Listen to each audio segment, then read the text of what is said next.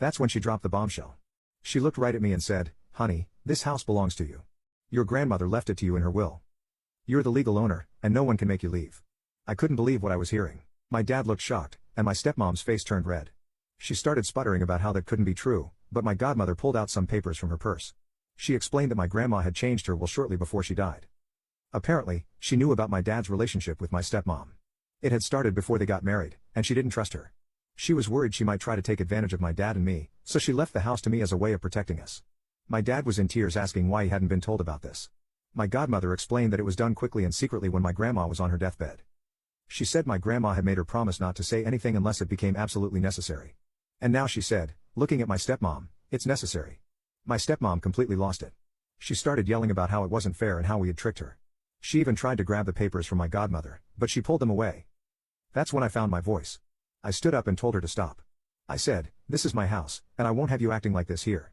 It felt weird to say, but also kind of good. For the first time, I felt like I had some power in the situation. My dad was still in shock, caught between me and my stepmom. I could see he was torn and confused.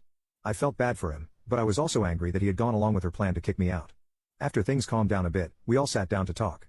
My godmother explained the legal details, and it turns out I've been the owner of the house since my 18th birthday. My stepmom kept trying to argue, but there wasn't much she could say. In the end, I made a decision. I told them that I was willing to let everyone stay in the house, including my stepmom and the baby when it comes, but I had conditions. First, my stepmom had to start treating me with respect. No more criticism. No more lies to my dad about me. Second, we all had to go to family counseling to work on our relationships. And third, any major decisions about the house had to be discussed with me first. My dad agreed right away. My stepmom wasn't happy, but she didn't have much choice. It was either accept my terms or leave. It's been a few days now, and things are still tense. My stepmom barely speaks to me, but at least she's not being openly hostile anymore.